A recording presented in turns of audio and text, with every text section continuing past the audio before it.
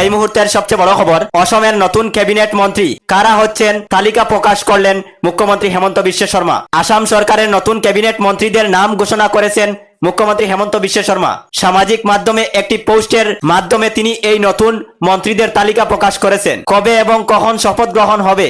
নতুন মন্ত্রীরা আগামীকাল 5 জুন 12:45 আনুষ্ঠানিকভাবে শপথ গ্রহণ করবেন। আসাম মন্ত্রিসভার যে 12 জন সদস্য ক্যাবিনেট মন্ত্রী হিসাবে শপথ নিয়েছেন তাদের তালিকা: শ্রী অশ্বিনী রায় সরকার, গোলকগঞ্জ বিধানসভা; শ্রী অশোক সিংহল, ডেকিয়াজুলি বিধানসভা; শ্রী বিমল বরা, টিংখুং বিধানসভা; শ্রী বিশ্বজিৎ দৈমারি, তামুলপুর বিধানসভা; শ্রী জয়ন্ত মল্লভ বড়ুয়া, নলবাড়ী বিধানসভা; শ্রী কৌশিক রায়, লক্ষ্মীপুর বিধানসভা; শ্রী কেশব মহন্ত, কলিয়াবর বিধানসভা; শ্রী কৃষ্ণেন্দু পাল, পাতারকান্দি বিধানসভা; শ্রীমতী নীলিমা দেবী, মঙ্গলদৈ বিধানসভা; শ্রী পীযুষ হাজারিকা, জাগিরোড বিধানসভা; ডক্টর রনুজ পেগু, ধেমাজি বিধানসভা; শ্রী সুশান্ত বরগুহাই, ডেমু বিধানসভা এলাকা।